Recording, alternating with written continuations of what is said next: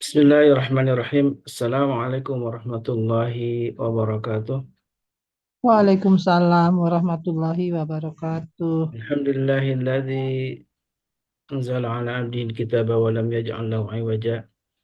Asyhadu an la ilaha illallah wa asyhadu anna Muhammadan abduhu wa rasuluh. Allahumma shalli wa sallim wa karim wa barik ala nabiyyina wa syafi'ina wa maulana wa qurwatina wa imamina Muhammad wa ala alihi wa sahbihi wa man ittaba'ahum bi ihsanin ila yaumiddin amma ba'd. Sahabatku Majlis Keluarga Indonesia yang dirahmati Allah, Alhamdulillah wa syukurillah. Kita kembali berjumpa di pagi ini di Yaumul Jum'ah, di Sayyidul Ayyam, pagi yang Allah muliakan.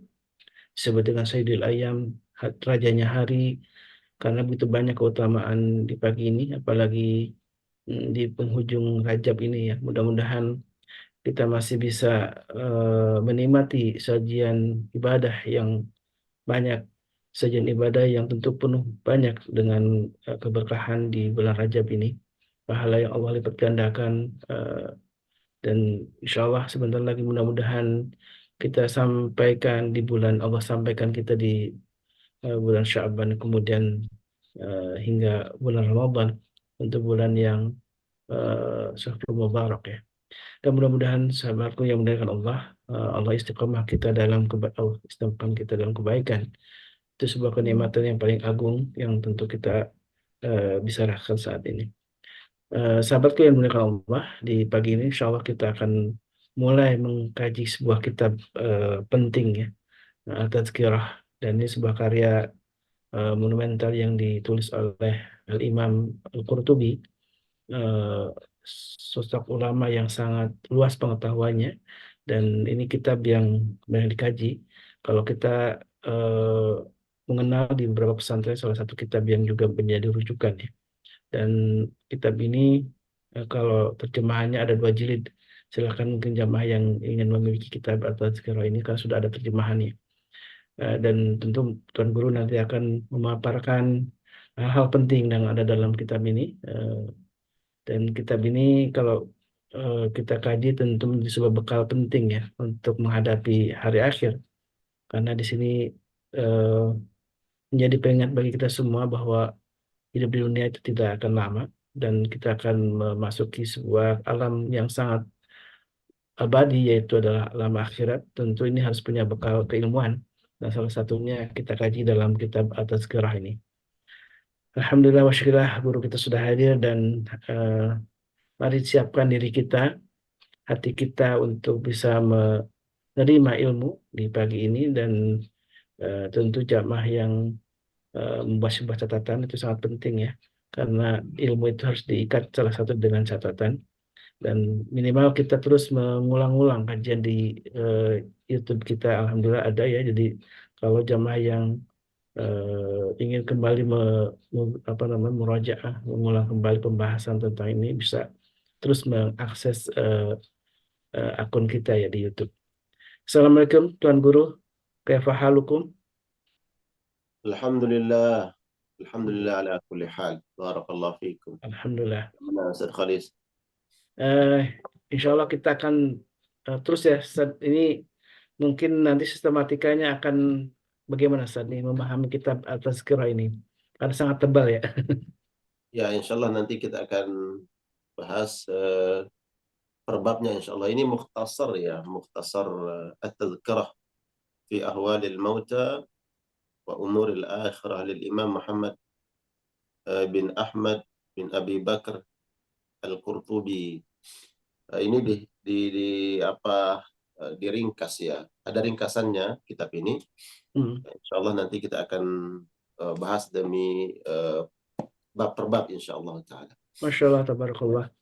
Eh, dan ini kalau kita sebelum masuk ke kajian sambil dengan jamaah yang lain, ini menarik ya, tokoh sosok Al-Qurtubi ini kan adalah seorang ahli tafsir ya Ustaz ya. Seorang Betul. tafsir yang lahir di Cordova, kalau sekarang namanya Spanyol ya. Dari Spanyol, kemudian beliau kemudian setelah Spanyol, setelah Cordova yang dulu menjadi kekhalifahan Islam, kerajaan Islam kemudian dikuasai oleh apa namanya pasukan salib gitu ya. Kemudian beliau itu migrasi hijrah ke Mesir, dan disitulah beliau kemudian mendalami keilmuan sampai menjadi seorang ahli tafsir. Tafadhol masykur Ustaz untuk memulai kajian. Bismillahirrahmanirrahim. Assalamualaikum warahmatullahi wabarakatuh. Waalaikumsalam warahmatullahi wabarakatuh. Warahmatullahi wabarakatuh. إن الحمد لله نحمده ونستعينه ونستغفره ونعوذ بالله من شرور أنفسنا ومن سيئات أعمالنا من يهده الله فلا مضل له ومن يضلل فلا هادي له أشهد أن لا إله إلا الله وحده لا شريك له وأشهد أن محمدا عبده ورسوله اللهم صل وسلم وبارك على نبينا ورسولنا وشفيعنا مولانا محمد وعلى آله وأصحابه ومن سار على نهجه واستنى بسنته إلى يوم الدين أما بعد. Alhamdulillah wa syukur lillah. Apa kabar semuanya para jamaah? Alhamdulillah baik Para Ustaz. bunda, Masya Allah, tabarakallah, yang sudah bergabung di pagi hari ini, di hari Jumat Sayyidul Ayyam, hari yang Allah berkahi, dan kita berusaha untuk membuka hari ini dengan keberkahan, menuntut ilmu setelah salat subuh berjamaah di masjid bagi kaum laki-laki, kemudian tidak menyanyiakan waktu, kemudian ikut kajian pagi hari ini di Majelis Keluarga Indonesia. Semoga insya Allah siapapun yang terus berupaya dan berikhtiar untuk istiqamah di jalan Allah Subhanahu wa Ta'ala, semoga Allah Subhanahu wa Ta'ala senantiasa memberikan keteguhan, as-sabat fid din, dan semua amaliyah yang kita lakukan tercatat pada lembaran-lembaran kebaikan kita insyaallah ta'ala. Kita sampaikan salawat salam kita kepada Nabi sallallahu alaihi wasallam, kepada keluarganya dan seluruh sahabat-sahabatnya. Di hari yang Allah muliakan ini kita meminta kepada Allah Subhanahu wa Ta'ala, semoga di akhirat kelak mata kita yang mungkin penuh dengan maksiat dan dosa tidak dibutakan oleh Allah Subhanahu wa Ta'ala, sehingga nanti bisa melihat sosok mulia wajah kekasih kita Rasulullah sallallahu alaihi wasallam. Dan lebih dari itu tentunya kita berharap telah mendapatkan syafaat daripada Rasul sallallahu alaihi wasallam. Amin ya Allah ya rabbal alamin. Amin ya rabbal alamin. Memuliakan, kita coba berazam, bertekad untuk mengkaji sebuah kitab yang ditulis oleh Imam Al-Qurtubi. Secara biografi tadi sudah dijelaskan secara ringkas. Nanti mungkin para sahabat, para jamaah juga bisa mengakses biografi beliau. Ya, beliau menulis sebuah kitab, selain tentu banyak kitab-kitab yang dikarang oleh beliau, dan beliau sangat populer ya, menulis kitab tafsir ya, yang kita kenal tafsir Al-Qurtubi. Nah, kitab beliau ini beliau beri judul At-Tadhkirah. At-Tadhkirah artinya peringatan. Fadzakir, maka berikanlah peringatan. Ya, At-Tadhkirah artinya peringatan dan nasihat. Dan sebaik-baik nasihat adalah kematian. Ya, kafa bil mauti mau'idhah. Cukuplah dengan kematian itu sebagai nasihat terbaik. Itu pesan Nabi keluar dari lisan Rasulullah sallallahu alaihi wasallam. Nah, karena kematian adalah suatu nasihat terbaik, itu kemudian kitab beliau yang dari bab pertama sampai bab terakhir ini mengulas tentang safarnya manusia, perjalanan jauh manusia, yang diawali ya semenjak manusia meninggal dunia. Itu beliau tulis ya perkara-perkara yang akan dihadapi oleh manusia di titik awal dia akan berpindah dari mata'ul ghurur, yaitu dunia, tempat yang menipu, sampai ke negeri keabadian, ya, yaitu negeri akhirat. Dan bagaimana ahwalin nas fil mauta wa fi daril akhirah. Bagaimana kondisi, keadaan, dan apa yang dialami oleh manusia ketika dia meninggal dunia. Setelah meninggal dunia, kemudian berada di alam barzah. Di alam barzah perkara-perkara apa yang dinanti, yang diinginkan, yang dicita-citakan, yang diharapkan oleh manusia-manusia yang sudah berpindah alam dari dunia sampai ke Akhir alam barzah. alam barzah. Kemudian di alam barzah, ya, mereka menunggu berapa lama, Allahu a'lam, bagaimana kondisi dan keadaannya, diceritakan dalam kitab ini. Ya, tentunya berdasarkan hadis-hadis Nabi Sallallahu Alaihi Wasallam. Ya, bicara tentang futuristik, ya, sesuatu hal yang akan terjadi, tapi bukan khayalan, bukan menduga-duga, tapi berbasis Al-Quran was Sunnah. Dan bagaimana kondisi dan keadaan manusia di negeri akhirat. Jadi kitab ini bicara tentang tadi, mulai manusia akan berpindah alam sampai nanti ke negeri akhirat. Ya, bagaimana kondisi dan keadaannya. Ini kan bicara, kalau hari ini kita membaca buku ini, berarti kita sedang membaca peta hidup kita. Ya, kita sedang membaca peta hidup. Maka penting kemudian sebelum kita mengarungi kehidupan yang belum kita mengetahui eksistensinya, ya, mengetahui realnya bagaimana, tapi kita tahu itu akan terjadi, maka penting kemudian kita memahami peta itu, ya, kita memahami, mempelajarinya, sehingga kita tahu, oh, sampai di masa ini, sampai di fase ini, di tempat ini, apa yang kita alami, apa yang kita harus persiapkan. Oh, ternyata di tempat ini, di fase ini adalah sesuatu hal yang betul-betul mengerikan. Harus hati-hati. Maka kemudian kita faham. Ya. Dan ini perjalanan panjang manusia. Jamaah sekalian Allah muliakan. Hidup ini kan memang kita sebagaimana yang disampaikan oleh Nabi Shallallahu Alaihi Wasallam, kita seperti seorang musafir. Ya, manusia ini seperti orang musafir. Musafirnya ada musafir yang singkat, musafir yang singkat. Katakanlah temporer. Ya, temporer. Singkat. Kemudian musafir yang kedua ada yang bersifat permanen. Permanen. Jadi musafir atau safar kita perjalanan yang bukan singkat, tapi perjalanan jauh, dan ini tidak ada endingnya, tidak ada kesudahannya.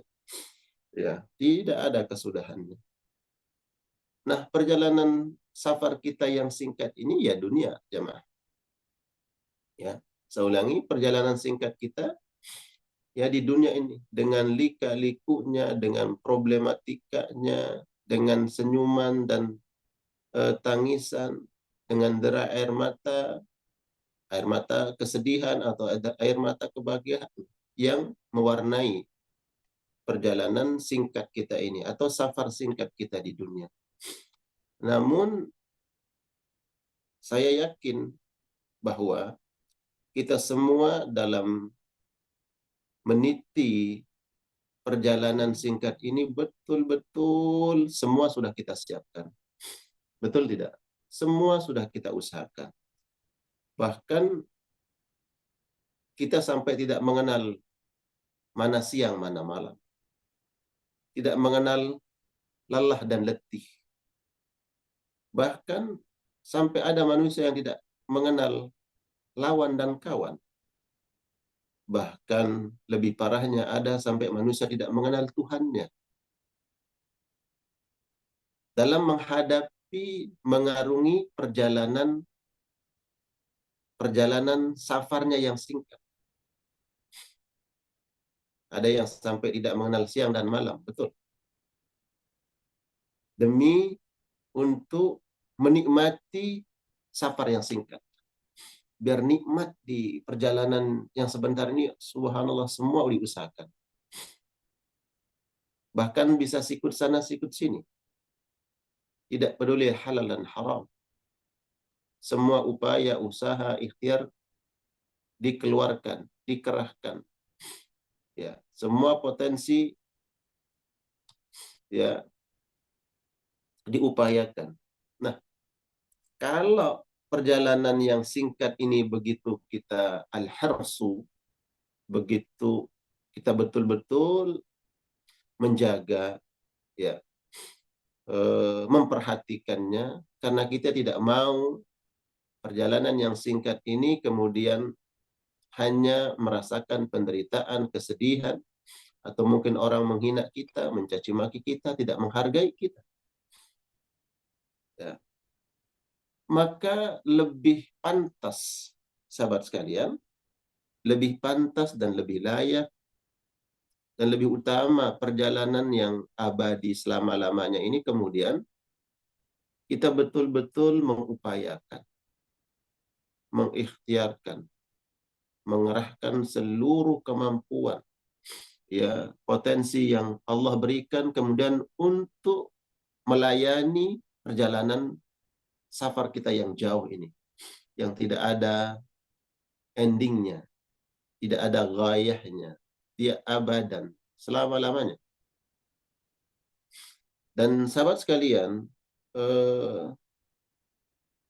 perlu kita pahami untuk memahami perjalanan panjang, perjalanan jauh ini tentu tidak lepas dari dua hal. Tidak lepas dari dua hal. Apa itu? Membaca peta perjalanan jauh kita ini adalah dengan kembali kepada Al-Quran dan Sunnah. Ini adalah petunjuknya untuk membaca bagaimana melewati rintangan-rintangan, ujian, cobaan dalam perjalanan yang jauh ini. Kita harus membaca petanya, ya. Dan untuk membacanya harus dengan Al-Quran dan As-Sunnah. Adapun perjalanan singkat kita di dunia ini, kalau kita butuh ke suatu tempat, mungkin hari ini kalau Pak Haji Husyairi ingin ke suatu daerah di Jawa Tengah, umpamanya, yang dia tidak tahu tempatnya, dia butuh alat. Dia gunakan alat untuk bisa sampai ke tujuan. Agar tidak tersasar, agar tidak salah jalan, tidak salah mengambil rute, dan seterusnya.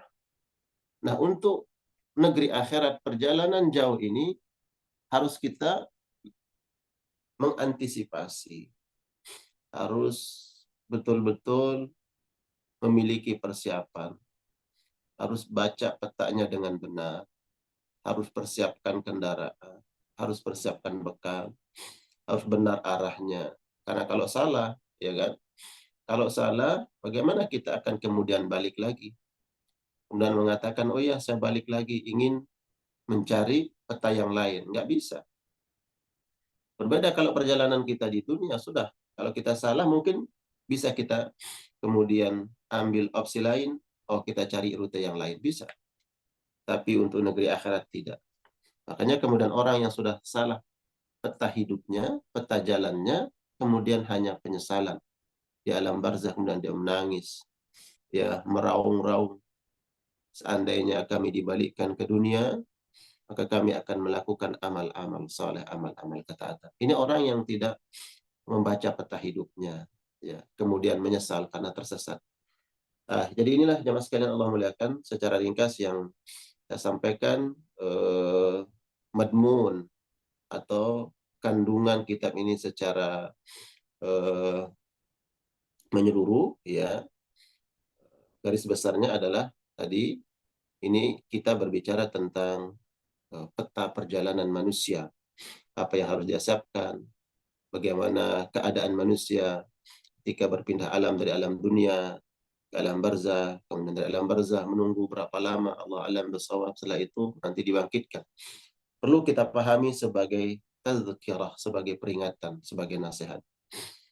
Tapi jamaah sekalian Allah muliakan, saya akan langsung mengajak kita semua membahas bab pertama di dalam kitab ini. Jadi ini mukhtasar at-tazkirah, kitab tazkirah yang kemudian diringkas ya oleh seorang ulama, beliau yang bernama Fathi ibn al-Jundi. Bab pertama, babun nahyi an tamanni al-maut wa du'ai bihi li darrin nazala fil mali wal jasadi. Bab tentang seseorang itu dilarang. Ingat, ini larangan. Dilarang maknanya berdosa. Seseorang itu berdosa. Bila mana kemudian dia berangan-angan. Taman ini berangan-angan. Berangan-angan yang kemudian ingin dia realisasikan. Nah, ini angan-angan yang memungkinkan untuk direalisasikan, diwujudkan. Ya. Ya. Baik nanti dengan bentuk sesuatu hal yang dilarang oleh Allah Subhanahu wa taala, cara merealisasikan itu, ya, atau dengan cara yang nanti ada caranya yang kemudian angan-angan itu diperbolehkan, ya. Tapi ini yang dilarang, ya. Dilarang seseorang berangan-angan atau meminta kepada Allah kematian, dan dia berdoa dan meminta kepada Allah agar dia mati, disebabkan karena penderitaan yang dialami. Jadi ada orang yang sudah merasakan penderitaannya, ya, pada puncak sebuah penderitaan dalam hidupnya, baik karena sebuah penyakit jasad atau penyakit hati, kekecewaan, kegalauan, gundah gulana, ya. Ada sesuatu yang tidak terwujud dalam hidupnya, ada obsesi yang selama ini betul-betul dia yakini akan dia raih, 100% yakin obsesi ini akan dia raih. Namun apa yang terjadi di luar sangkaannya, di luar dugaannya, ternyata semua obsesi itu pupus, hilang, ya, laksana ditelan bumi, hilang, tidak ada harapan. Saat itu kemudian manusia berpikir untuk mengakhiri hidupnya. Dia berpikir tentang kematian. Kalau begitu buat apa saya hidup? Ya, untuk apa saya hidup? Ya, demi apa saya hidup? Karena apa yang saya inginkan, apa yang saya harapkan tidak mampu saya raih. Jadi untuk apa saya hidup? Ya. Setelah itu kemudian dia berdoa, ya Allah matikan saya. Ya. Nah ini hadis-hadis nanti dijelaskan, perkara-perkara seperti ini dilarang oleh Nabi Shallallahu Alaihi Wasallam. Hadis pertama yang dicantumkan dalam bab ini adalah An Anasin radhiyallahu anhu qala, dari sahabat Anas, beliau berkata, qala Rasulullah sallallahu alaihi wasallam, Rasulullah sallallahu alaihi wasallam bersabda, la yatamanna ahadakum al-mauta jangan di antara kalian berangan-angan. Tamanna itu berangan-angan. Al-mauta, kematian. Dia berharap, udah kalau begini mending mati. Buat apa saya hidup? Itu terlintas dalam pikirannya. Nah, ini dilarang dalam agama. Ya. Lidurrin nazala bihi, karena ada sesuatu keburukan yang dia alami, baik berupa penyakit atau sesuatu hal yang dia anggap menyengsarakan hidupnya, ya, menyakiti, bahwa dia mengharapkan sesuatu tapi tidak terwujud, tidak tercapai, kemudian dia berharap kematian. Fa in kana la budda mutamanniyan, tapi kalau seandainya sesuatu itu sangat berat, ya, sangat berat menurut sangkaan dia, menurut dugaan dia, sangat berat, ya, karena durrin, karena penyakit, ya, karena penyakit. Faliyakul, maka hendak dia berdoa. Nah, yang pertama, Nabi melarang, ya, tidak boleh seseorang mengharapkan kematian. Ya, sekali lagi, tidak boleh seseorang mengharapkan kematian. Ya. Kalau memang sesuatu itu sangat berat dirasakan, maka boleh dia berdoa.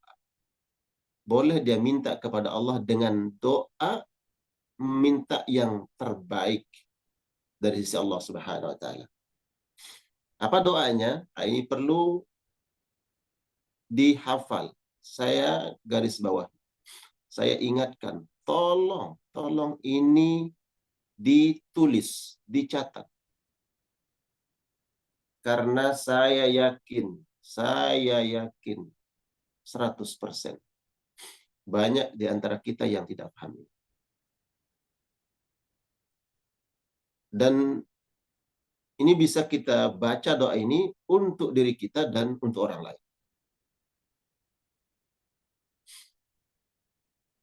Apa doanya? Nanti saya akan jelaskan kemudian bagaimana doa ini juga kita bisa gunakan, kita bacakan terhadap orang lain. Baik, sebelum saya sampaikan doa ini, ingat, doa ini boleh kita baca untuk diri kita, ya. Kalau memang kita melihat, merasakan bahwa ini sangat berat sekali. Beratnya mungkin secara durin tadi, penyakit yang dialami sudah kita merasa sangat berat untuk menanggungnya, untuk memikulnya. Apakah kami akan mampu untuk bersabar dalam ujian penyakit yang berat ini? Kalau memang itu sangkaan, baru boleh berdoa. Berdoa minta apa? Minta nanti nih. Minta kematian. Tapi bukan kematian semata yang diminta. Tapi diselipkan di situ meminta kematian. Dan boleh dibaca, ya, boleh dibaca bagi orang yang melihat, mungkin keluarga, sahabat, kawan, kerabat, siapa yang kita melihat bahwa sangat berat ini. Penyakitnya, dugaan para tenaga medis mengatakan bahwa ini tidak melanggar atau melewati kudrat iradat, ya, kuasaan dan kehendak daripada Allah. Tapi tenaga medis mengatakan, oh ini sudah berat. Pengalaman bahwa kalau sampai stadium seperti ini, harapan hidupnya sangat sedikit, ya, sangat minimal persentasenya untuk bisa sembuh. Nah, disitulah kemudian boleh kita meminta untuk diri kita mungkin yang mengetahui itu, atau untuk orang lain yang diponis oleh tenaga medis seperti itu. Nah, Saya khawatir lupa. Jadi jamaah dihafal ini doa. Kalau kita menjenguk orang sakit, ya, menjenguk orang sakit yang sakitnya, ya, yang sakitnya keluarga mengatakan sudah sedikit harapan untuk sembuh. Atau ini penyakit sudah bertahun-tahun, penyakit sudah menahun, yang terlihat hanya penderitaan, ya, kepayahan, namun tidak kunjung sembuh, ya, dan berbagai macam ikhtiar, jenis obat-obatan yang sudah diberikan oleh yang punya kompetensi, ya, yang punya hak, yaitu umpamanya para medis, tapi tidak kunjung sembuh. Boleh kemudian digunakan doa ini, ya, boleh digunakan doa ini. Doakan orang yang seperti itu kalau kita jenguk. Dan ini pengalaman, ya, pengalaman saya yang menghafal doa ini, dan ini memang juga dalam hadis, ya, sebagai bentuk tajribah. Tajribah itu apa? Pembuktian kebenaran daripada doa ini. Saya sering meruqyah orang yang keluarganya sudah angkat tangan, ya. Para medis mengatakan ini harapan untuk sembuh sangat sulit, tapi ada tapinya. Sampai ada seorang keluarganya bilang, dokternya, kata minta keluarga, ya, ini kami minta dia ke keluarga, tolong doakan. Mestinya hitung-hitungannya adalah ini sudah meninggal mestinya, ya. Tapi kenapa kok nggak meninggal, ya? Sampai keluarganya nelpon ke satu, begitu loh, sampai kami diminta untuk carikan orang yang bisa mendoakan dia dipercepat. Itu asas usul siapa? Ya, ini saya nggak sebut orang sakitnya, dan orang waktu itu nelpon saya itu, silakan diminta keluarga untuk mendoakan, ya kan? Mungkin dokternya ini paham ini bahwa ada doa ini, gitu, ya. Tapi dia minta kemudian keluarga untuk carikan siapa coba ustadz yang bisa mendoakan dia, ya. Itu. Jadi ini penting doa ini, jamaah sekalian Allah muliakan, untuk dibaca, dihafalkan. Dan tadi kembali kepada pengalaman, ya, ada beberapa pembuktian kebenaran doa ini, bahwa setelah dibacakan doa ini, subhanallah, seberapa kali, yaitu bukan karena kebenaran doa kita, tapi kebenaran sabda Nabi Shallallahu Alaihi Wasallam yang bersumber dari langit, dari wahyu. Setelah dibacakan doa ini biiznillah, dengan izin Allah, Allah mudahkan meninggal dunia, Allah mudahkan. Tentunya Allah yang mencatat bahwa takdir seseorang. Tapi bagian dari takdir itu adalah ternyata setelah didoakan dengan doa ini. Doanya, Allahumma ahyini ma kanatil hayatu khairan li. Allahumma ahyini, ya Allah, hidupkan aku, ya Allah. Jadi pertama, walaupun memang terasa berat menghadapi sebuah tadi ujian, cobaan, kan ini berupa penyakit yang sangat berat, yang kemudian meminta kematian, tapi tetap bukan kematian yang disebut pertama kali, ya, karena yang berhak untuk menghidupkan dan mematikan hanya Allah semata. Dan apa yang kita sangkakan, apa yang kita duga, belum tentu itu yang terbaik. Sehingga dalam doa ini tetap meminta diberikan kehidupan oleh Allah, diberikan kesehatan, kesembuhan. Allahumma ahyini ma kanatil hayatu khairan li. Ya Allah, hidupkan aku, ya Allah. Kalau berarti orang sakit, sehatkan aku, ya Allah. Angkat penyakit ini, ya Allah. Apabila atau jika kehidupan itu memang memberikan maslahat, kebaikan untukku. Jadi pertama kali yang diminta adalah diberikan sehat, kehidupan, ya, bukan meminta kematian. Baru kemudian wa tawaffani idza kanatil wafatu khairan li. Dan wafatkan aku ya Allah. Di sini poinnya. Boleh kita meminta kematian. Dan wafatkan aku ya Allah. Ya, kalau memang kematian itu sesuatu hal yang menghadirkan, membawa maslahat untukku, membawa kebaikan untukku. Nah, poinnya di sini bahwa seseorang boleh meminta kematian lidurrin nazala bihi. Karena ada penyakit yang sangat berat, sangat sulit untuk sembuh dalam sangkaan dan dugaan kita. Ya, bahkan mungkin juga orang-orang yang mempunyai ilmu, keahlian di bidang tersebut sudah mengatakan ini sangat sulit. Maka boleh kemudian dia meminta. Ya. Tapi ini bukan suatu yang mutlak setiap orang kemudian nanti saya minta biar mati, enggak boleh. Ya. Bukan karena keputusasaan. Ada orang yang sebenarnya ujian itu bisa dia pikul. Ya. Bisa diatasi. Tapi karena keputusasaan kemudian dia meminta kematian. Dan Umar bin Khattab juga pernah berdoa meminta kematian, ya, meminta kematian. Nanti saya singgung juga di sini. Bagaimana Maryam juga pernah meminta kematian kepada Allah Subhanahu wa taala. Umar pernah minta kepada Allah agar diwafatkan. Ya, diwafatkan, yang ini menjadi sunnah, ya. Ingat, ini menjadi sunnah. Sunnah itu adalah sesuatu hal yang boleh kemudian kita meniru. Boleh kita mengamalkan sunnah Nabi, sunnah para khulafa'ir rasyidin, al-mahdiyin. Nabi yang perintahkan, addu 'alaiha bin nawajid, ikat, pegang erat-erat, ya.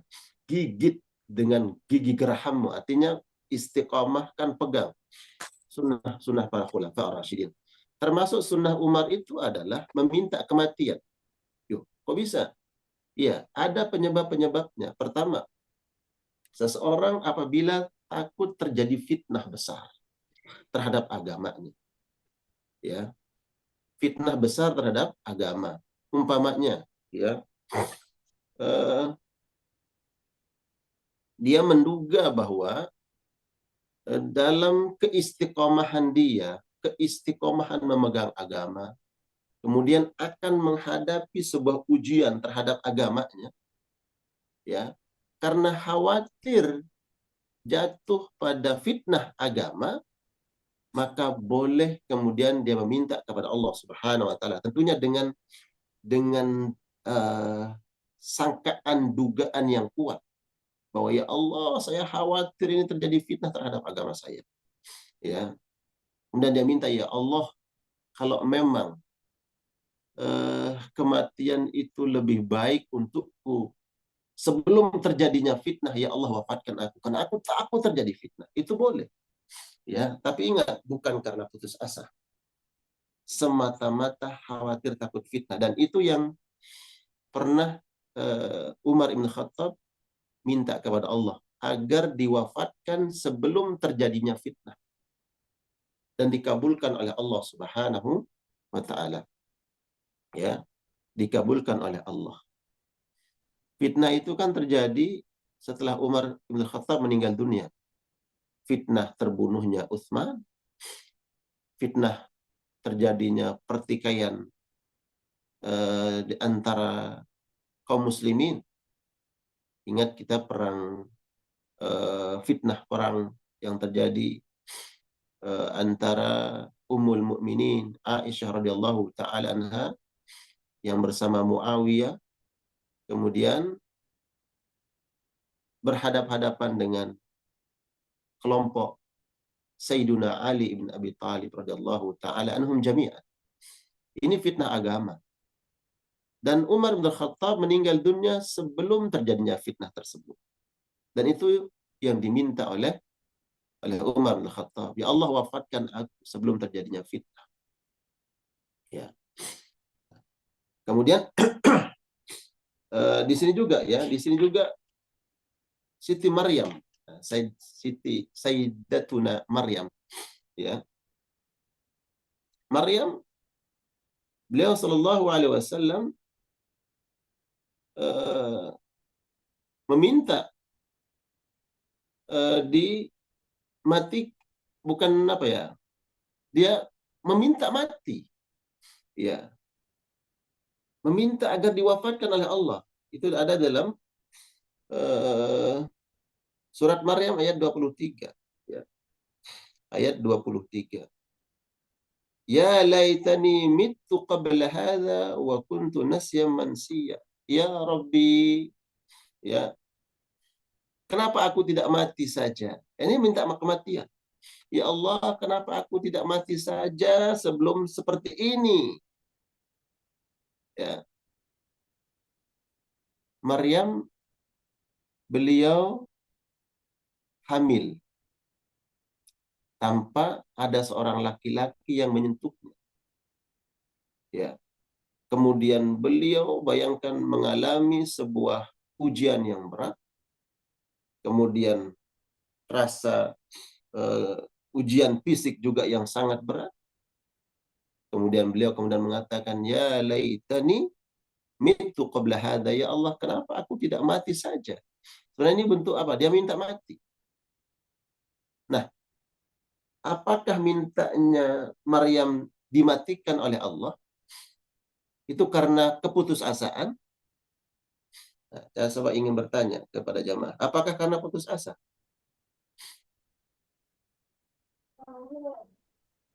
Hah? Bukan. Gitu. Mana Bunda Yani? Masya Allah. Mbak Nadia? Bukan. Bunda Nirwana? Apakah Siti Maryam putus asa? Tidak. Sekarang gini. Jangan sampai banyak Maryam KW hari ini. Ya. Kayak Maryam KW maksud saya gini. Kalau dulu Sayyidatuna Maryam, beliau perempuan yang solehah, yang taat, menjaga agama. Ingat, dia menjaga agama tiba-tiba hamil. Tanpa ada seorang, baik dari kalangan bangsa jin, ataupun bangsa manusia yang menyentuh Sayyidatuna Maryam. Nah, kalau hari ini, ada perempuan tiba-tiba hamil, tidak diketahui siapa yang menyentuhnya. Kemudian, ungkapan yang sama keluar dari lisan perempuan, ungkapannya sama. Satu dari Maria mengatakan, kenapa aku nggak mati saja sebelum terjadi ini? Baik, itu ungkapan Maryam. Kemudian perempuan tadi, yang KW tadi, mengucapkan kalimat yang sama. Kenapa aku nggak mati aja sebelum terjadi ini? Kira-kira sama nggak motivasi, semangat yang menyebabkan kalimat itu keluar? Sama tidak? Beda, Ustaz. Apa bedanya? Kalau yang satu, Ibunda Maryam itu karena memang benar-benar itu ujian dari Allah. Ya, kalau yang KW tadi itu karena kesalahan, Ustaz. Karena? Kesalahan perbuatannya, Ustaz. Iya. Baik, ujian dari Allah. Baik, kalau kita bicara ujian, semuanya datang dari Allah ujian tersebut. Mestinya ya perbuatannya. Oke, bagus. Tapi ada poin penting yang melatar belakangi munculnya kalimat itu. Ya, ini yang membedakan. Kalau Siti Maryam, kenapa dia mengatakan ya laitani mitu qabla hadza? Ini perempuan soleh. Demi Allah, dia tidak ingin membersihkan namanya. Dia nggak peduli tentang dirinya, Maryam. Ya. Tapi apa kata orang terhadap agama saya? Saya ini perempuan baik-baik, ya, keluarga baik-baik, penganut agama tauhid baik-baik. Lalu begini, kalau masalah saya terserah. Tapi apa kata manusia terhadap agama saya? Fitnahnya bukan fitnah kepada dirinya. Yang lebih dia lihat adalah ini fitnah terhadap agamanya. Paham ya? Fitnah terhadap agama. Apa kata orang lain terhadap agama saya? Saya perempuan-perempuan baik. Nanti akan tercemar perempuan-perempuan solehah gara-gara saya. Tuh, kamu sok-sok rajin sholat, berdiam diri di tempat ibadah, kamu mau sama seperti Maryam. Itu kata orang. Tuh Maryam, perempuan-perempuan yang nggak pernah keluyuran kemana-mana, selalu menjaga dirinya di tempat ibadah, ujung-ujungnya begitu, hamil. Jadi perempuan solehah, perempuan yang baik, perempuan yang menjaga harga dirinya nanti akan tercemar namanya gara-gara saya. Itu yang dijaga oleh Maryam. Saking berat dia memikul itu, bukan karena sakit penderitaan yang dialami, tapi berat dia memikul. Apa kata orang terhadap perempuan-perempuan solehah nanti? Gara-gara saya. Ya laitani mitu qabla hadza. Kenapa aku nggak mati saja ya Allah sebelum terjadi ini? Karena berat ini ya Allah. Nah, jadi karena melihat fitnah yang sangat berat akan terjadi terhadap agamanya, kemudian sampai Maria mengatakan, ya Allah seandainya aku mati saja. Biar tidak terjadi fitnah terhadap agama. Jadi bukan terhadap diri. Nah perempuan KW tadi itu mah bukan karena nanti ada orang yang berprasangka buruk terhadap orang lain gara-gara saya. Enggak. Ya, wong dia keluyuran kemana-mana kok tiap malam. Goncengan sama laki-laki yang nggak jelas. Iya kan? Tidur di mana tahu, nggak peduli. Keluarganya juga ya menutup mata, cuek-cuek aja. Lalu agama nggak akan tercoreng dengan itu. Ya. Artinya bahwa ucapan yang sama keluar dari lisan yang berbeda karena tadi semangat dan motivasinya berbeda. Yang pertama Maryam itu karena khawatir terjadi fitnah yang besar terhadap agamanya. Sampai dia mengatakan seperti itu. Nah itu yang tadi Umar berdoa bahwa ya Allah wafatkan aku sebelum terjadi fitnah. Ya. Dan dari doanya Maryam alaihissalam juga seseorang boleh minta diwafatkan oleh Allah Subhanahu wa taala sebelum terjadinya fitnah disebabkan karena keberadaannya. Umpamanya ini ada seorang pemimpin seperti Umar bin Khattab. Ya Allah, ya, aku ini sudah tua. Ya, aku ini sudah tua. Rambut-rambutku sudah mulai memutih dan tulang-tulangku sudah mulai rapuh. Langkahku sudah mulai pelan. Ya Allah, maka wafatkan aku ya Rabb. Dia minta wafatkan aku ya Rabb dengan tidak menzalimi satu orang pun. Tidak menahan satu orang pun haknya. Dan aku tidak menzalimi orang-orang yang fakir miskin. Jadi beliau Umar bin Khattab di masa beliau sudah tua gitu ya. Dia sudah berusaha adil, kemudian dia khawatir nanti ada fitnah yang terjadi. Apakah kemudian dia berlaku zalim atau menahan hak orang lain, kemudian dia minta kepada Allah Subhanahu wa taala. Ya. Minta kepada Allah Subhanahu wa taala, ya Allah, ini aku sudah memegang amanahmu ya Rabb. Dia merasa adil dan memberikan hak-hak, dia khawatir nanti tidak berbuat adil, maka dia minta kepada Allah, kalau memang kematianku ya Allah lebih baik wafatkan aku ya Allah, dan wafatkan aku jangan sampai aku berbuat zalim dan menahan hak-hak orang lain. Ini jangan sekalian Allah muliakan. Jadi apabila ada motivasi yang dibenarkan dalam agama, boleh berdoa seperti itu. Ya, boleh. Tapi bukan karena keputusasaan. Kalau ada orang yang berputus asa dari kehidupan yang Allah berikan, kemudian dia berdoa, tidak boleh.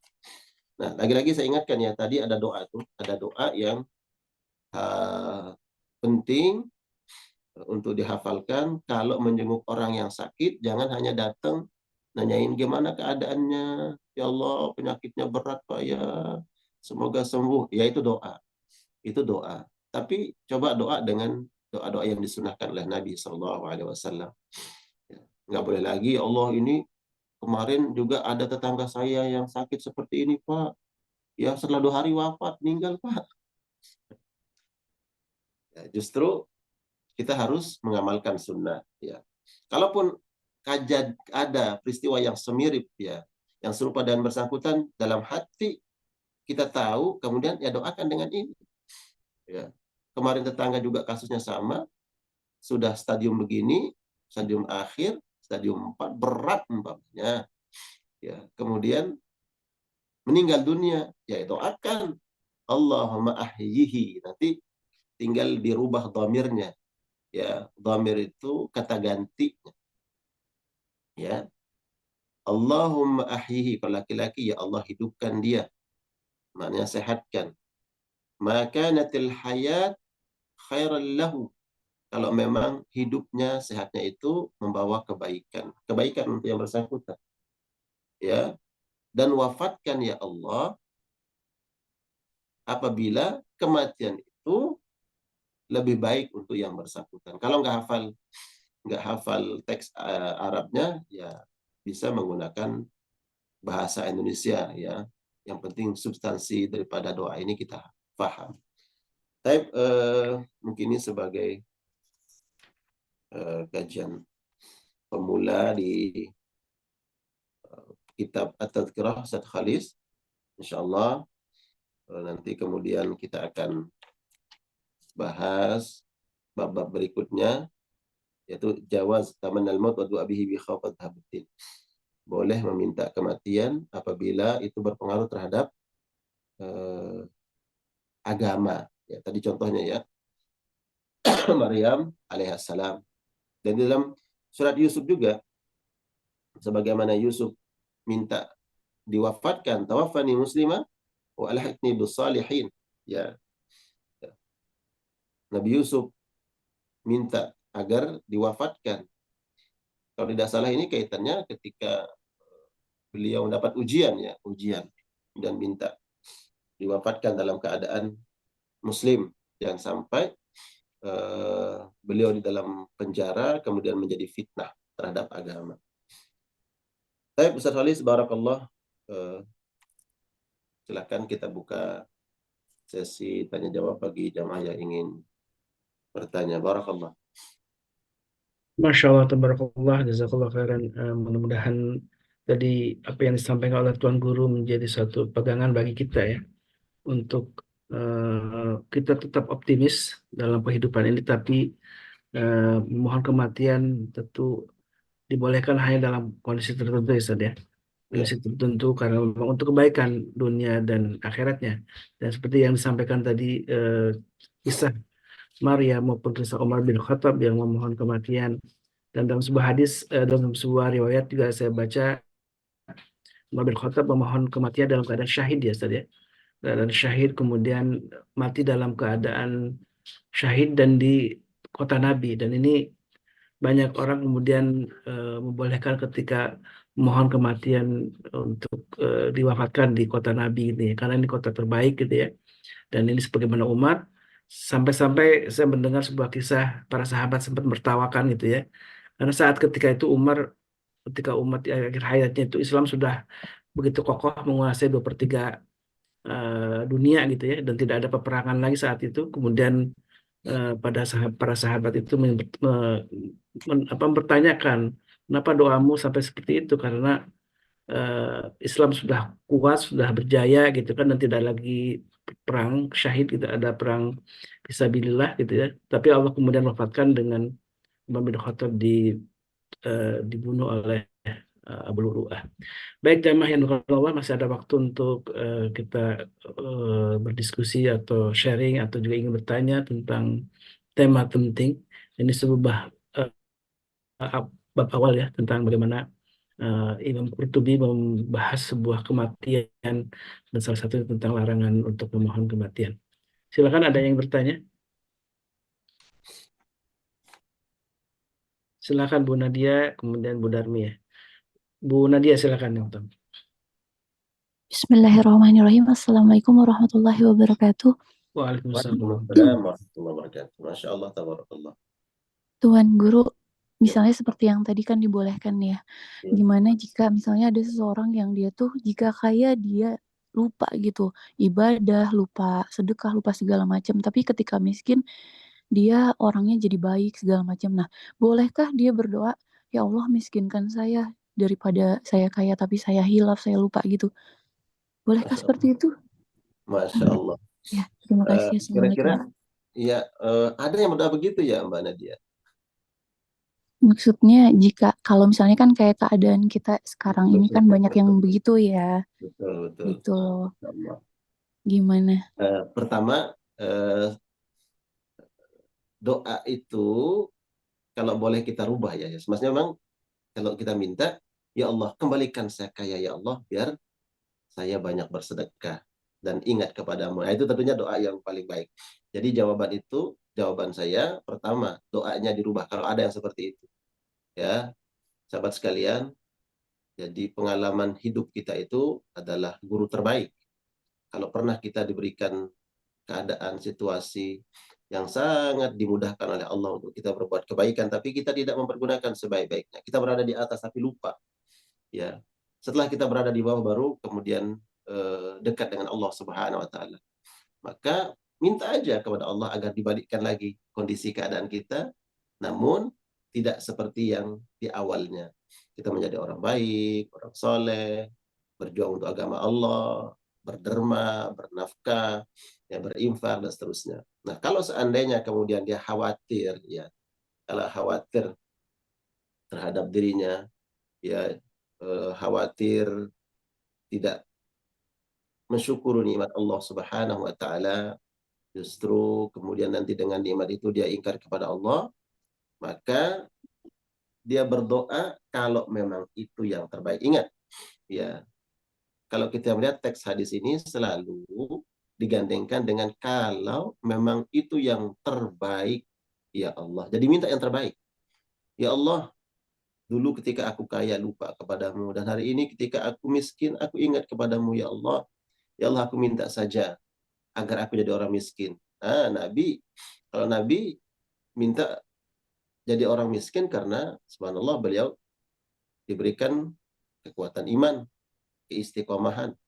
Nah, kalau kita bisa berdoa, ya Allah, kalau memang ya kemiskinanku ini lebih baik dan untuk aku terus dekat kepadamu ya Allah, maka jadikan aku seperti ini. Boleh, ya. Tapi ingat ada kata-kata kalau memang itu yang terbaik, ya. Ya, jangan minta miskin. Ya, karena walaupun Nabi SAW juga dalam sebuah hadis kumpulkan aku bersama orang-orang miskin, bukan isyarat agar kita minta kemiskinan. Justru yang diminta oleh Allah Subhanahu Wa Taala kepada kita adalah ta'awanu 'alal birri wat taqwa, kemudian atuz zakat, wa hajjul baita. Semua itu adalah tentunya bagi mereka-mereka yang diberikan keluangan, ya, kelebihan rezeki, berinfak, bersedekah, melaksanakan ibadah haji, ya, berzakat. Itu mereka-mereka yang diberikan keluasan rezeki. Dan ada perintah jihad. Jihad juga membutuhkan harta. Nah, jadi kalau memang atas pengalaman tadi, ya pengalaman hidupnya, kemudian dia khawatir kalau kemudian Allah balikkan keadaannya menjadi orang yang bercukupan, kemudian dia khawatir lupa kepada Allah, maka boleh dia berdoa dengan ingat catatan, ya Allah kalau memang itu yang terbaik. Ya, karena sangkaan kita belum tentu itu benar. Ya, bisa saja kemudian Allah nanti balikkan keadaan, ya, tapi tetap menjadi orang yang saleh, orang yang taat kepada Allah Subhanahu Wa Taala. Begitu ya, Mbak Nadia. Ingat catatannya kalau memang itu yang terbaik. Bukan baik menurut kita. Baik menurut Allah Subhanahu Wa Taala. Ya. Baik, lanjut Bu Darmi silakan. Terima kasih Guru Ustaz Ali. Assalamualaikum warahmatullahi wabarakatuh. Waalaikumsalam warahmatullahi wabarakatuh. Maaf saya off-kan karena sambil masak. Ya. Ustadz, saya mau tanya tentang doa Hmm. tadi itu. Misalkan Ya. kita boleh minta kematian ketika sudah apa ya, kalau penangkapan saya Ustadz ya, memang ini lebih baik gitu daripada terjadi fitnah. Ini doa ini yang saya tangkap tadi berarti boleh untuk diri pribadi juga untuk orang lain ya Ustadz. Betul nggak? Betul, Pemahaman saya seperti itu. Ya, betul, iya. betul. Ya. Ini yang saya ingatkan ya. Saya sampaikan tadi, hafalkan doa ini karena doa ini merupakan jalan kebaikan untuk kita, ya, berikan kepada orang lain. Bahkan ini menjadi nilai sedekah. Sedekah dalam doa. Kita melihat orang lain kepayahan, kesulitan dalam, ya, ujian, cobaan, penyakit yang diderita, yang dialami, doakan. Bahkan keluarga sendiri mengatakan, ya Ustadz, kami sudah ikhlas, kami kalau bisa, ya mudah-mudahan Allah percepat. Sampai begitu. Tapi dia nggak paham doanya. Nah, maka bacakan doa ini. Ya, Allahumma in kana fil hayatu khair. Ya Allah, kalau memang kehidupan itu. Pertama doakan kehidupan, kesehatan. Lebih baik maka sehatkan. Berikan kehidupan. Tapi kalau sebaliknya ya Allah, kematian itu lebih baik, ya Allah wafatkan. Ya, wafatkan itu permintaan. Doa itu menunjukkan agar disegerakan. Ya. Dimintakan kepada Allah Subhanahu wa taala agar Allah wafatkan karena penderitaan yang dialami. Jadi Bunda, ini doa dihafalkan, bisa untuk diri sendiri, ya, dan bisa kita gunakan mendoakan orang lain. Begitu. Iya Ustadz, jadi dulu pernah kerabat saya lah, ya mertua saya lah, usia sudah lanjut, gitu kan, sudah lanjut banget, udah melebihi usia Nabi Muhammad SAW. Saya di sini gitu, banyak keluarga di sana di Jawa Tengah gitu. Saya mau doa, baca ini gitu. Tapi ya ini ilmu sih ya Ustadz ya, baru tahu sekarang gitu. Artinya bukan seperti apa, karena kita melihat selalu teriak kesakitan, sementara secara medis pun itu tidak ada apa-apa gitu kan, secara medis tidak ada apa-apa. Malah sempat katanya meninggal, tapi orang kamu bilang nggak jadi gitu ya, sampai pokoknya waktu itu kita anak-anaknya dikasih tahu dari rumah masing-masing deh kalau yang jauh. Artinya berarti ini Ustaz, nanti di share ya Ustaz, maaf tadi saya ngedengernya ini di share nggak Ustaz nanti di grup, saya minta. Baik, saya tugaskan Ustaz Khalis untuk mengatas nanti doanya ya. Sebelum di share, tolong di share ke saya Ustaz Khalis, nanti baru Ustaz Khalis share di grup ya. Ini Pak Husairi juga udah nge-share juga di chat, silakan kalau ingin ngopi ya. Oh, udah ada ya. Sudah ada share di chat doanya dalam bahasa Arab. Ada Pak Husairi juga menambahkan lebih detail dalam transliterasinya ya, dalam bahasa Indonesia. Jadi silakan Bu Darmi untuk ngopi ya. Di sini udah ada disebutkan tuh. Kemudian di grup juga. Iya, Bu Arini, silakan Bunda Arini. Assalamualaikum warahmatullahi wabarakatuh, Tuan Guru dan Ustadz Khalis, serta semua yang berada di Zoom. Izin bertanya, Tuan Guru, jadi tadi itu kan doa yang bisa dibaca atau dibacakan gitu ya?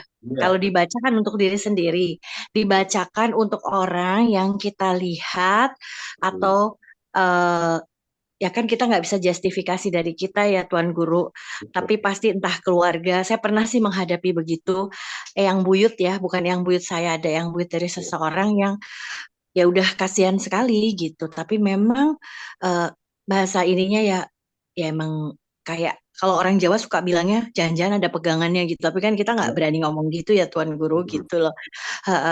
Saya lupa waktu itu, tapi kalau nggak salah itu dibacakan ada surat, kalau nggak salah dibacakan surat apa gitu ya Tuhan Guru.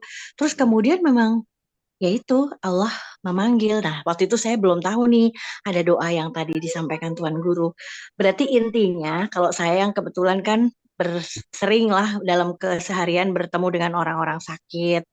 Tadi tidak boleh berputus asa, tidak boleh meminta mati, udah cuci darah sekian kali dan berat segala macam. Namun bila memang ada ini, ibaratnya ada doa yang dibolehkan sebetulnya ya. Jadi kita mungkin bisa Betul. berbisiknya kepada keluarganya jikalau memang kondisi yang dirasakan sudah sangat berat. Jadi ini bagian dari mensyiarkan ilmu yang Tuan Guru sampaikan pagi ini gitu ya Tuan Guru ya. Ya, betul. Ya. Barakallah. Jadi ini Terima kasih Tuan Guru. barakallah, jadi jawaz itu boleh ya. Seseorang ketika mendapatkan ujian seberat apapun, namun dia bersabar, dia ikhlas, dia redha, tentu ini lebih utama. Karena besar pahala, keutamaan, fadilah, balasan yang akan Allah berikan. Namun bila mana seseorang tidak sama kesabaran si fulan dengan fulan yang lain, ya, kesabaran seorang muslim dengan muslim yang lainnya tidak sama kesabarannya. Sebagaimana para nabi dan para rasul ada yang diberikan kesabaran lebih daripada nabi dan rasul yang lain, sebagaimana Nabi Ulul Azmi.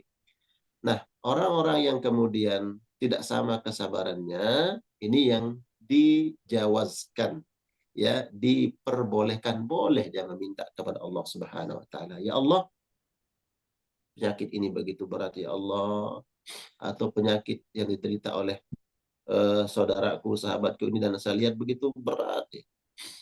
Maka boleh kita mendoakan dan boleh kita berdoa untuk diri kita sendiri dengan doa tadi ya. Dan Bunda yang mungkin pernah dan tadi disebut sering mengalami kejadian-kejadian yang orang terlihat sangat berat, maka boleh kemudian Bunda mendoakan yang bersangkutan seperti itu bila Bunda paham betul tentang dunia medis. Dan saya di ruqyah ya, di ruqyah itu beberapa kali ya menemukan memang Allah alam bisawab, hanya Allah yang tahu bahwa ada prakondisi yang kemudian ini akibat dari apa yang pernah dilakukan sebelum-sebelumnya. Ya, ada sebuah muamalah dengan dunia gaib yang itu ceritanya dari keluarga dan benda-benda yang dipelihara, yang disimpan, itu menguatkan dugaan memang salah satu penyebabnya adalah memang ada kolaborasi dulu ya semasa beliau sehat dengan makhluk gaib. Yang itu kemudian dengan izin Allah, tentunya dengan izin Allah Subhanahu wa taala, Allah izinkan, Allah takdirkan agak kesulitan. Ya, karena al-jaza min jinsil amal. Ya begitu biasanya balasan itu sesuai dengan apa yang kita lakukan. Tentunya kemudian Islam memberikan solusi jalan keluar. Ya, kesulitan dalam sakratul maut, ya. Kemudian dibacakan ayat-ayat ruqyah. Ya. Kalau Bunda tadi apa yang dibacakan, mungkin saja yang dibacakan itu adalah ayat-ayat ruqyah. Surah As-Saffat, Surah Al-Jin, kemudian Al-Baqarah untuk pemutus ya hubungan antara yang bersangkutan dengan makhluk gaibnya. Setelah itu kemudian dibacakan doa tadi, Allahumma in kanatil hayatu khairan lahu, ya Allah kalau memang kehidupan itu lebih baik untuk yang bersangkutan, maka hidupkan ya Allah, berikan kesehatan. Tapi kalau kematian itu lebih baik, maka wafatkan ya Allah dalam keadaan muslim. Ya, dibacakan alhamdulillah, dan pengalaman tadi jadi tajrubah pengalaman saya. Setelah dibacakan doa tersebut, Allah mudahkan biiznillah ta'ala dan izin Allah Subhanahu wa ta'ala. Ini baru-baru ini saya dengan salah satu teman di TV One ya, di TV One yang neneknya itu sakit sudah sangat lama ya. Tidak hidup, tidak mati lah kira-kira begitu ya. Kemudian didoakan, saya coba tanya ya riwayat hidup beliau, adakah benda-benda gini gitu ya, tanya-tanya. Kemudian saya doakan ya untuk doa-doa ruqyah. Setelah itu saya tutup dengan doa ini dan saya sampaikan kepada keluarga. Saya sampaikan kepada keluarga, anak-anaknya, cucu-cucunya, uyut-uyutnya di situ.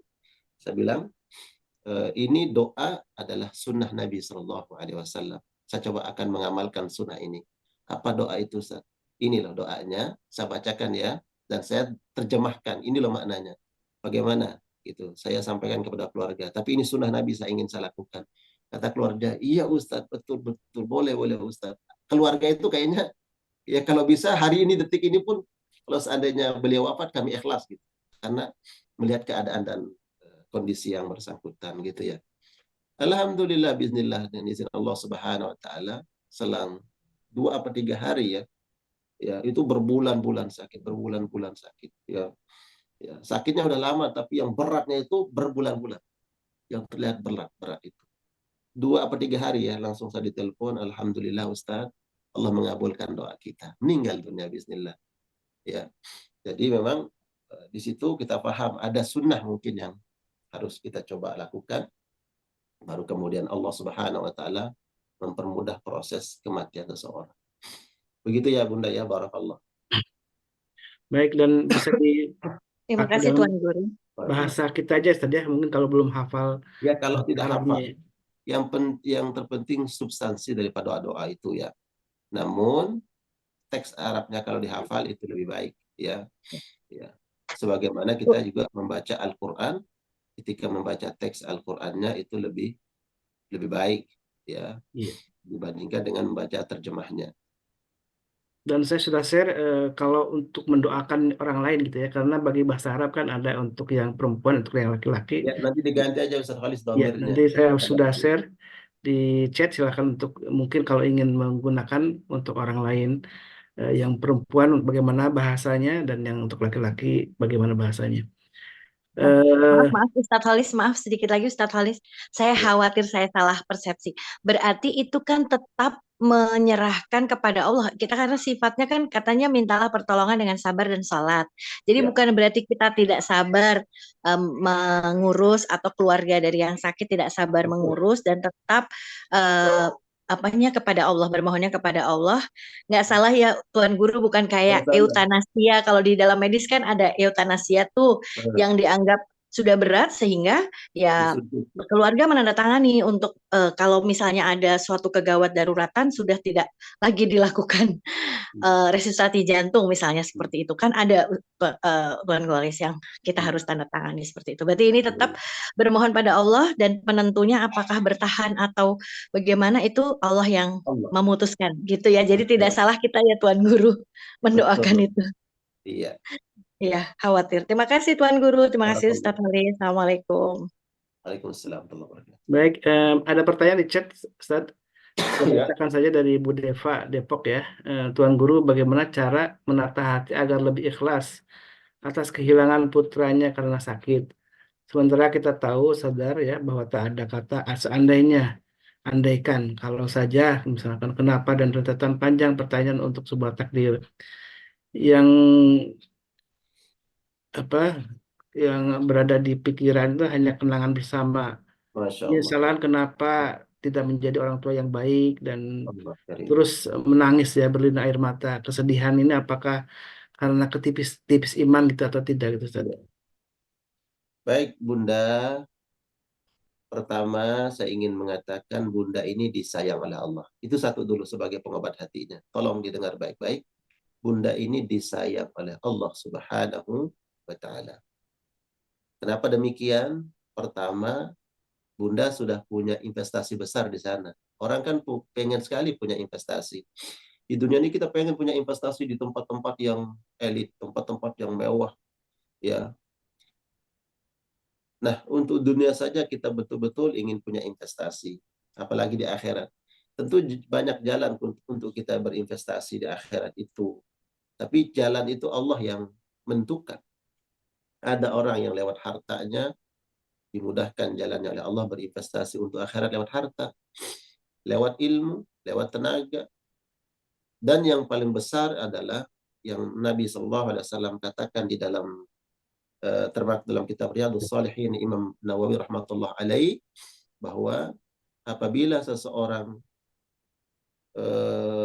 diambil buah hatinya, Masya Allah, orang tua yang diambil anaknya, maka Allah bertanya kepada malaikat, wahai malaikat, apakah engkau mencabut nyawa daripada buah hati hambaku?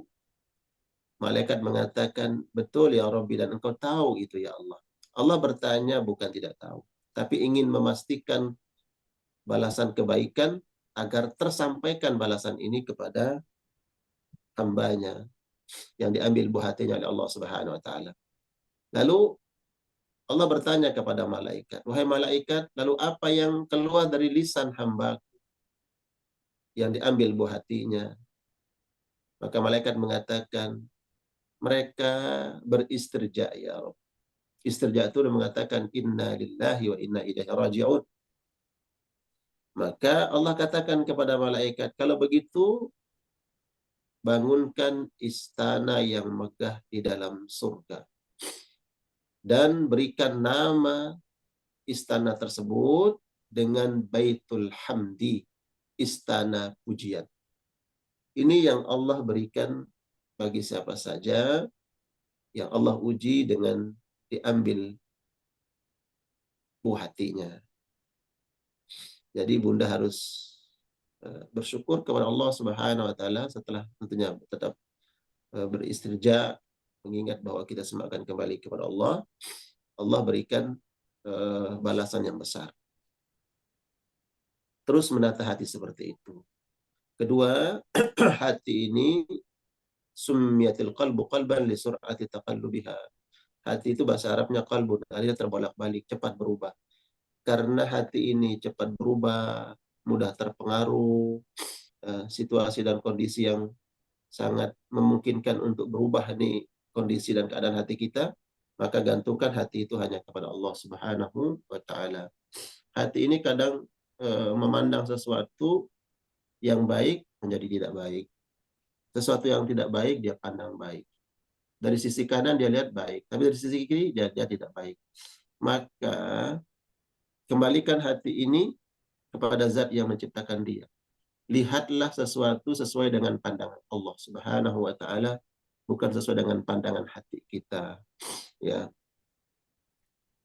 Jadi apa yang mungkin hari ini hati kita mengatakan kenapa, ingat, kembalikanlah hati ini kepada zat yang menciptakan dia, yang menggenggam dia, hati atau Allah Subhanahu wa taala. Pastilah yang terbaik yang Allah inginkan. Pastilah yang terbaik yang Allah takdirkan. Sehingga hati ini mengikut kepada zat yang menciptakan dia, yaitu Allah Subhanahu wa taala. Jadi Bunda berikan obat hati ini dengan ridha, ikhlas terhadap apa keputusan Allah Subhanahu wa taala. Begitu ya. Ingat, semakin besar balasan kebaikan yang Allah berikan, insya Allah itu akan menutup, mengobati apa-apa yang sekarang masih menjadi ganjalan dalam hati kita. Barakallah. Baik, Masya Allah, tabarakallah. Mudah-mudahan kita bisa menerima nasihat-nasihat ini dalam hati kita dan tentu bisa mengamalkannya. Kita tentunya semua yang ditakdirkan oleh kita, oleh Allah Subhanahu wa taala untuk kita adalah yang terbaik, mudah-mudahan. Dan tentu kita tadi beristirja ya, bahwa kita selalu memohon pertolongan Allah untuk menjadi orang-orang yang sabar. Dan sebagai penutup, sebelum ditutup, tentu saya ingatkan kembali jamaah yang dimuliakan Allah. Di hari Jumat ini ada banyak sunnah yang harus kita lakukan, dari mulai membaca surat kahfi, kemudian memperbanyak sholawat, dan juga ada doa yang mustajabah juga di waktu asar ya. Mudah-mudahan kita tidak melewatkannya. Dan tentu sedekah di hari Jumat punya keutamaan ya, apalagi di pagi hari yang selalu menjadi pagi yang didoakan oleh Rasulullah, yaitu adalah keberkahan. Mudah-mudahan kita memanfaatkan pagi ini dengan sedekah. Dan kami ucapkan terima kasih jazakumullah khairan kepada jamaah yang sudah mendukung kegiatan dakwah dari MKI. Ini adalah milik kita semua dan mudah-mudahan kita sama-sama membangun gerakan dakwah ini untuk kebaikan keluarga kita. Dan sekarang mungkin Ustaz bisa menutup dengan doa Ustaz. Tafadhal, masykur. Barakallahu fikum. Baik, sebelum kita closing kajian ini dengan sama-sama berdoa kepada Allah Subhanahu wa taala, saya ingin mengingatkan saja, semoga yang hadir pada pagi hari ini dan mengingatkan diri saya, ini kitab sangat penting nih. Ya, sudah lama saya miliki ini buku dan jadi rujukan saya untuk tazkiyatun nafas. ya untuk membersihkan hati. Jadi yang hadir pada kajian pagi hari ini semoga untuk bisa terus hadir tentunya setiap pagi di kajian-kajian kita di MKI, dan terkhusus membahas kitab Tazkirah, yang artinya ini kita memberikan nasihat untuk kita semua untuk tazkiyatun nafas. A'udzubillahi minasyaitonir rajim. Bismillahirrahmanirrahim. Alhamdulillah rabbil alamin. حمدا يوافي نعمه يكافي مزيدا يا ربنا لك الحمد كما ينبغي لجلال وجهك وعظيم سلطانك. اللهم صل وسلم وبارك على محمد وعلى آل محمد. اللهم اغفر لنا ذنوبنا ولوالدينا وارحمنا وارحمهم كما ربونا صغارا، ولجميع المسلمين والمسلمات والمؤمنين والمؤمنات الأحياء منهم والأموات. اللهم أصلح لنا دين الذي هو عصمة أمرنا، وأصلح لنا دنيانا التي فيها معاشنا، وأصلح لنا آخرتنا التي إليها معادنا، واجعل حياتنا زيادة لنا في كل خير، واجعل الموت راحة لنا من كل شر. اللهم اغفر لنا ما قدمنا وما أخرنا وما أسررنا وما أعلنا، أنت المقدم وأنت المؤخر وأنت على كل شيء قدير.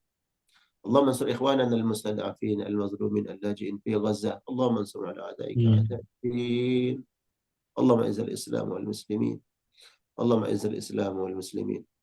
اللهم أعز الإسلام والمسلمين. اللهم أعز الإسلام في إندونيسيا. اللهم أعز الإسلام في إندونيسيا.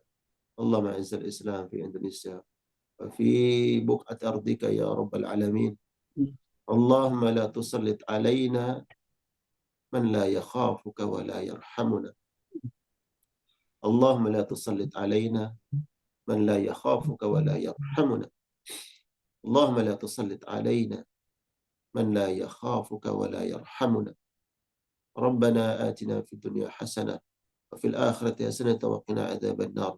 بفضلك سبحان ربك رب العزة عما يصفون. سلام على المرسلين والحمد لله رب العالمين. والعفو منكم. السلام عليكم ورحمة الله وبركاته. Alhamdulillah, Allahumma amin. Mari kita tutup dengan doa kafaratul majlis. Subhanallahumma wa bihamdihi asyhadu an la ilaha illa anta astaghfiruka wa atubu ilaik. Adanu ilaikum wa billahi taufiq wal hidayah. Wassalamualaikum warahmatullahi wabarakatuh. Waalaikumsalam. Terima kasih Allah